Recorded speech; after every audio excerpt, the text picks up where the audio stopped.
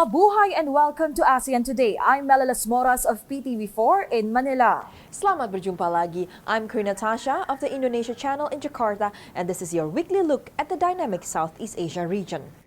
We begin here in Indonesia, where a deadly earthquake shook Java Island, damaging buildings and sending panicked residents into the streets. The initial death toll from the earthquake that hit Indonesia's main island of Java on November 21st jumped by hundreds to 602. The shallow 5.6 magnitude quake hit the town of Cianjur, with most of the victims killed as buildings collapsed or landslides were triggered.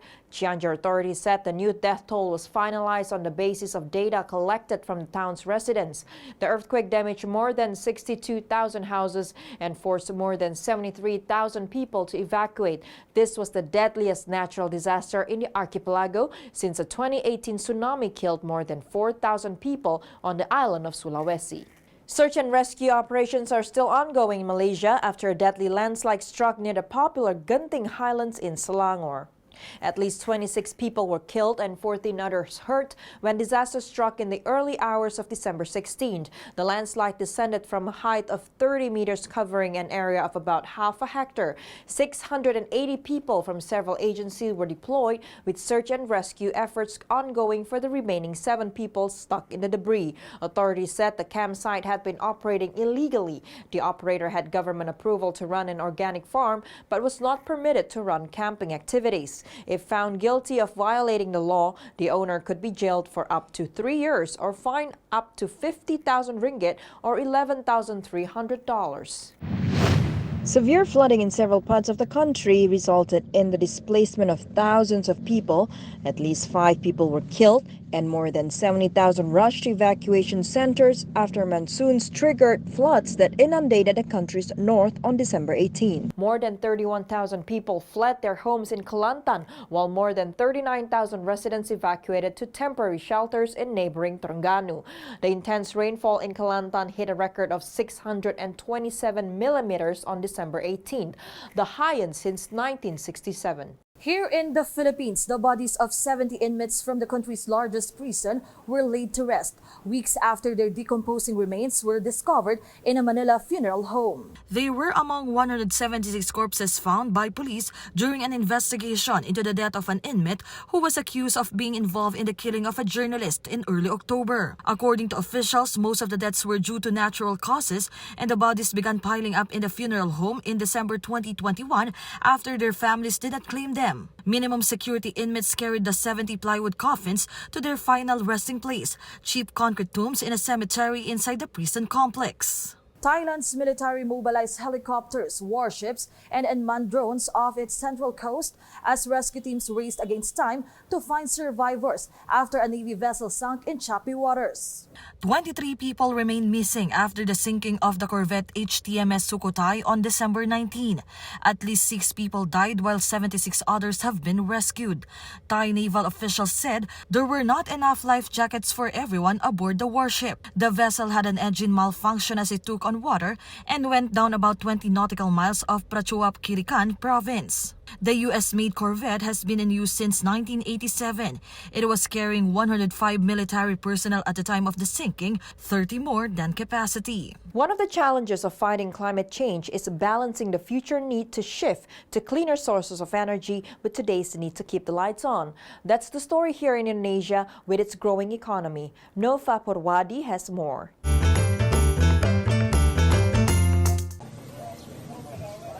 In Bali, Indonesia, on the sidelines of November's G20 summit of the world's largest economies, the United States, Japan, and the rest of the G7 group of industrialized nations announced a just energy transition partnership with Indonesia. Its goal is to help the world's 4th most populous nation transition to clean energy. Indonesia's finance minister welcomed the new partnership. Because Indonesia is going to be an economy which will continue growing, and the demand for energy is definitely going to continue increase. Indonesia have many possibility of energy sources, but currently we are still dominated by the coal as an energy source. Environmentalists estimate that about 85% of Indonesia's electricity is generated by fossil fuels, mostly coal. The new partnership is designed to help Indonesia move towards net zero emissions by 2050, 10 years earlier than the country's initial target. Separately, at the COP26 Climate Summit in Glasgow, Scotland in 2021, Indonesia set a deadline of 2040 to retire its coal-powered plants. Environmental activists say that they appreciate the good intentions, but right now, Indonesia can't even meet more modest short-term climate goals. Tahun 2025 yang tinggal 3 tahun lagi. 2025, for instance, is only 3 years away. The goal was to have 25% of energy generations come from renewable sources. We are still at 12% and have been stuck there for years. Dan itu udah stuck. Greenpeace hopes the G7 nations providing the funding will keep the pressure on Indonesia to meet its goals. Karena Indonesia ini yang paling stubborn. Indonesia is the most stubborn in this region. While everyone else is reducing coal use, Indonesia alone is expanding it.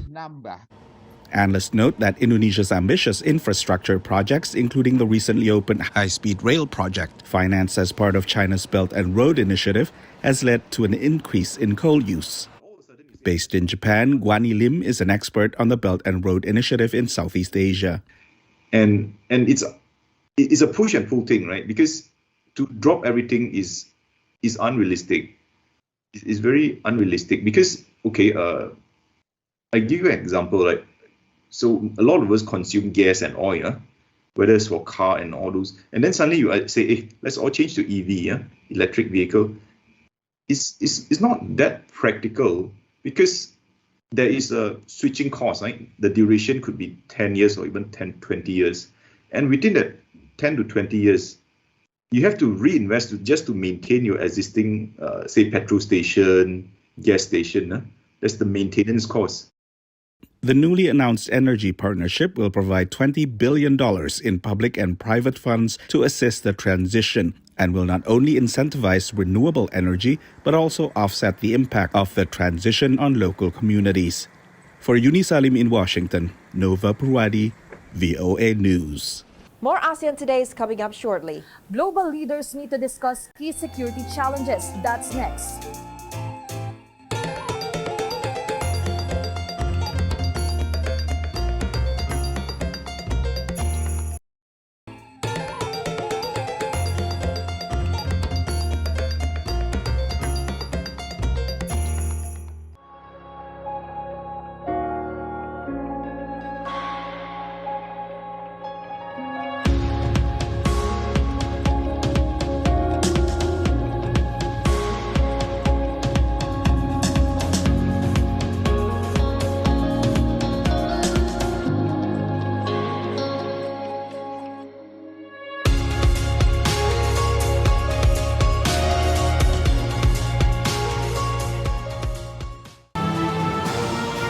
Hot Indonesia on the Indonesian channel. The programs which I was a co-host before becoming minister is a finalist once again for the best talk show at the ASEAN Television Awards.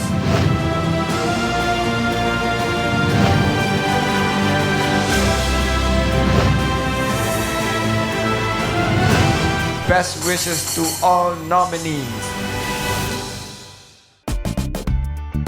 I love Indonesia. I love the food. Yummy. Wow. I'm gonna hunt for ingredients. Now I'm ready to cook. Let's go to the kitchen. It's done. Let's meet to eat. Foodiepedia on the Indonesia channel.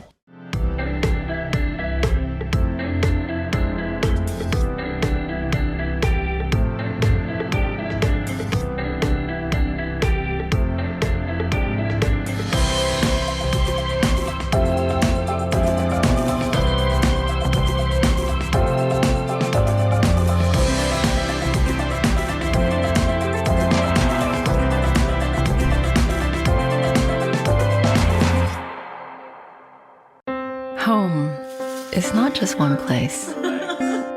but a collection of memories in many places. It's where conversations create connections. And where seasons change, but not a moment is wasted. Because it's where we live. And the Ascot lifestyle we have come to love. Ascot is where we want to be.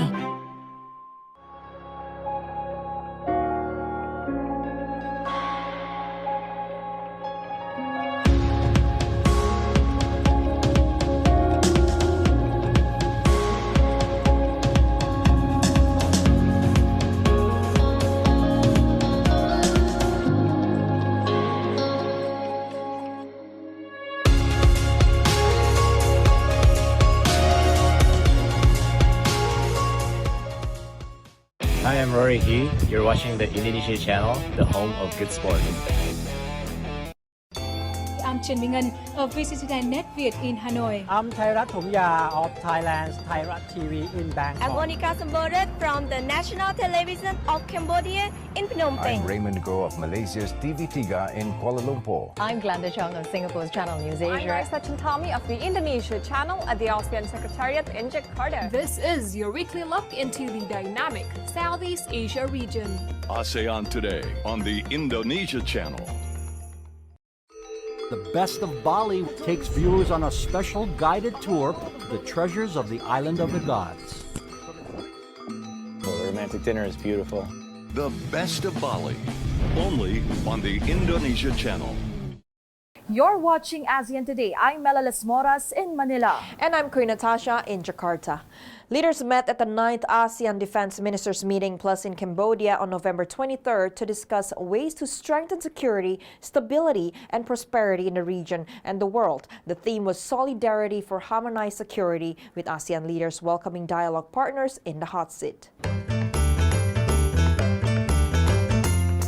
និយាយពីបញ្ហាមីយ៉ាន់ម៉ានេះគឺយើងក៏បានដឹងទាំងអស់គ្នាហើយគឺនៅក្នុងសមាគមអាស៊ីអាគ្នេយ៍របស់យើងនេះគឺប្រទេសមីយ៉ាន់ម៉ាគឺជាប្រទេសមួយគឺក្នុងសមាជិកសមាគមអាស៊ីអាគ្នេយ៍របស់យើងឬយើងហៅកាត់ថាអាស៊ានការចូលរួមដោះស្រាយនោះគឺបញ្ហាដែលមានការចោទប្រកាន់នោះចោទប្រកាន់នេះយើងមិនអាចទៅបកស្រាយបានអស់ទេ តែអ្វីដែលយើងប្រឹងប្រែងបំផុតរាជាណាចក្រកម្ពុជាយើងប្រឹងប្រែងបំផុតក្នុងនាមជាប្រធាននេះយើងបានប្រឹងប្រែងបំពេញតាមតួនាទីដែលយើងអាចបំពេញទៅបាននោះគឺគ្រប់រឿងទាំងអស់មានតួនាទីនេះហើយម្ដងពេលនេះគឺបានការឯកភាពឯកច្ឆន្ទទាំងអស់របស់នៃសមាជិកក្នុងអាស៊ានរបស់យើងមានការចូលរួមជួបជុំគ្នាផ្ទាល់នៅក្នុងពេលនេះគឺ ទាំងរដ្ឋមន្ត្រីការពារជាតិមីយ៉ាន់ម៉ាផងដែរបាទចំពោះបញ្ហា We are now a zone of peace in this troubled world. Also, ASEAN has been successful in our economic growth through the peace and consensus between our countries. We have achieved very tremendous economic growth. ADMM Plus can position itself not just as a forum for regional security, but also a driver for world peace. Together, half of humanity is represented in this forum. Excellencies, the global security environment has transformed. The gravest threat requiring urgent and resolute intervention by international community is transnational and cross-border terrorism. Indifference can no longer be a response as terrorism has found victims globally. Linkages across continents backed by new age technology to propagate ideology, transfer money and recruit supporters. The transformation of the cyber crimes into organized cyber attacks points to the increasing use of new technologies by both state and non-state actors. It is important for us to understand each other and respect our individual views while we strive together towards a common goal in the evolving security environment. I would like to begin with the immediate challenge facing us collectively, COVID-19. The virus is mutating fast and testing our response as we find new variants that are more ineffective and potent. India is just emerging from a second wave that pushed our medical response to the limit. But the disruptive effect of the pandemic is still unfolding. The test is therefore to make sure that the world economy moves on the path of recovery and to ensure that the recovery leaves no one behind. I am convinced that this is only possible if entire humanity is vaccinated. Globally available patent-free vaccines, unhindered supply chains, and a greater global medical capacity are some of the lines of effort that India has suggested for a combined effort. Ladies and gentlemen, never have the Indian concept of Vasudhaiva Kutumbakam, the whole world is a one family, and Sarve Bhavantu Sukhina, all be at peace, been more relevant.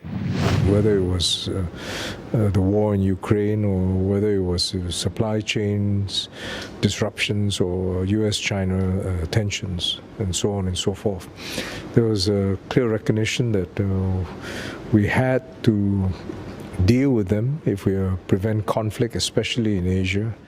Since its inception, this event has developed into the main multilateral defense cooperation mechanism in the region. More ASEAN Today is coming up shortly. We go to Singapore.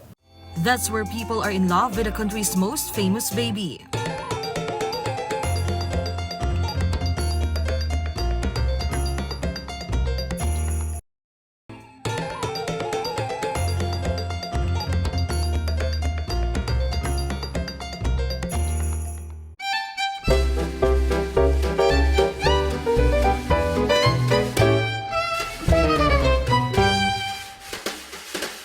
Produk lokal memang handal, kreasi lokal memang spesial. Ayo beli buatan negeri, bangga sekali produk sendiri. Dari busana sampai kria, kuliner juga buatan kita. Ayo beli kreatif lokal, marilah beli produk kreatif lokal. Pejuang negeri, beli kreatif lokal, banggalah beli produk kreatif lokal.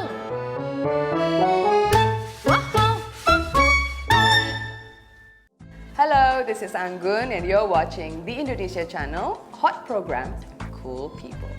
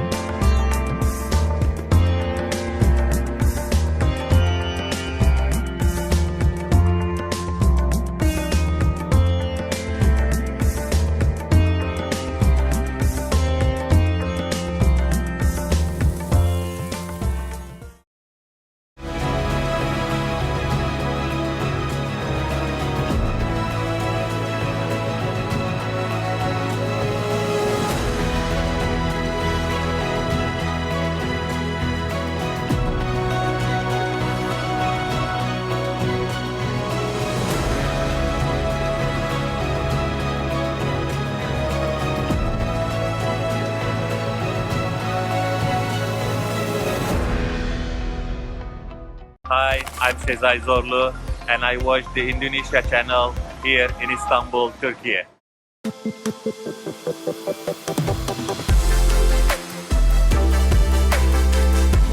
I'm Caitlin Turner and welcome to Yoga Bliss. Exhale, reaching down to triangle pose. Roll your knee out and up to the sky. Breathing here. Yoga Bliss, only on the Indonesia channel.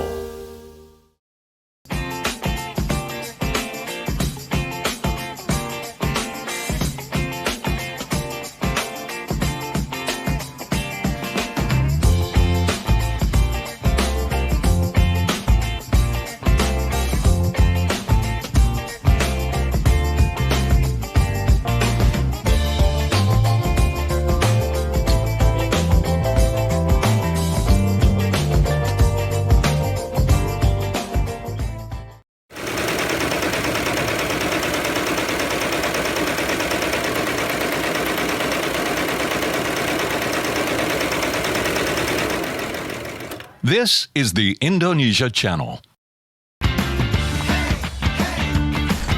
You are watching iPop Playlist.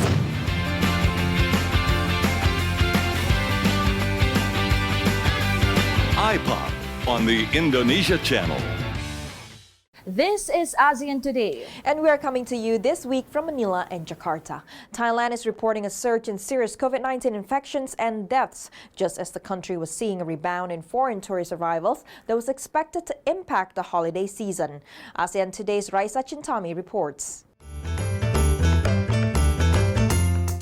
As Thailand reopens its borders during the holiday season, a new round of COVID-19 infections has put the local government on alert. The increase in travel, cold weather and public gatherings have led to another outbreak in Thailand. The Omicron subvariant BA.275 have become the dominant strain in the country, accounting for 75% of all cases. The daily average number of COVID-19 patients admitted to hospitals jumped from 300 to more than 700, the highest number recorded this year. ตอนนี้ก็ถือว่าสถานการณ์เพิ่มขึ้นมายังพอรับมือไหวแต่ถ้าเพิ่มขึ้นเร็วและมากกว่านี้ก็จะทำให้มีผลกระทบต่อการดูแลผู้ป่วยอื่น With the reorganization of COVID-19 facilities, doctors fear there will be outbreaks in hospitals and that resources will be strained for non-COVID-19 patients.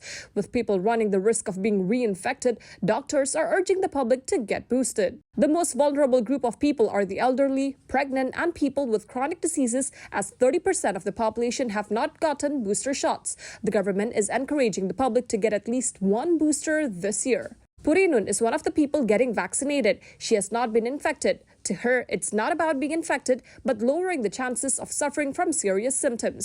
ด้วยความที่ไวรัสมันพัฒนาตัวเองอยู่เรื่อยๆค่ะมีสายพันธุ์ใหม่เรื่อยๆแล้วก็อัตราการติดอะค่ะมันก็มีเพิ่มขึ้นเรื่อยๆแล้วแต่ของระยะที่มันติดถูกไหมคะก็คือว่าพอเราครบกำหนดอะค่ะเราก็เลยมาฉีด Many Thais agree with the reopening of borders as it is crucial for Thailand's economy to get back on its feet. GDP contracted 6% in 2020 with the initial outbreak. Growth this year is expected to be at 3% and possibly 4% in 2023. Analysts remain confident that any possible outbreak can be managed. A possible outbreak, we would be able to manage that to the extent that it might not, have a major impact on the direction of where the economy is moving. Thailand celebrated the arrival of its 10 millionth international visitor of 2022 in early December. Government figures project Thailand will receive roughly 23 million tourists in 2023, despite the current spike in cases. Meanwhile, some analysts believe a full recovery in tourist numbers could happen in 2024. Raissa Chentami for ASEAN Today. Here are several events on the ASEAN calendar. Art lovers will welcome Singapore Art Week from January 6th to the 15th. The Thailand International Boat Show will take place from January 12th to the 15th in Phuket. And Korean hip-hop and R&B record label AOMG will kick off its first world tour of artists in Quezon City here in the Philippines on January 15th. Giant pandas Gia and Kai have been the marquee wildlife attractions in Singapore. They have now been upstaged by their cub Lele, the first panda born in the island state. ASEAN Today's Aisha Nadira reports. Gia and Kai's first panda cub, Lele, was born on August 14 last year after artificial insemination. The panda cub is a little treasure now, with many queuing for hours just to see him for less than 1 minute, especially when he started coming out in the nursery. At the age of 1, Lele has many of the city-state's residents wrapped around his little finger. Since he was introduced to the public, there has been a flurry of visitors.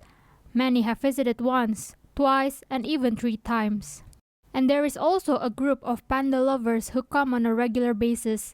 Some of them even come multiple times a week because they don't want to miss any milestones of their favorite furball. Many say the panda family have become friends. On Lele's birthday, we're all very excited. We came here very early to be the first in the queue.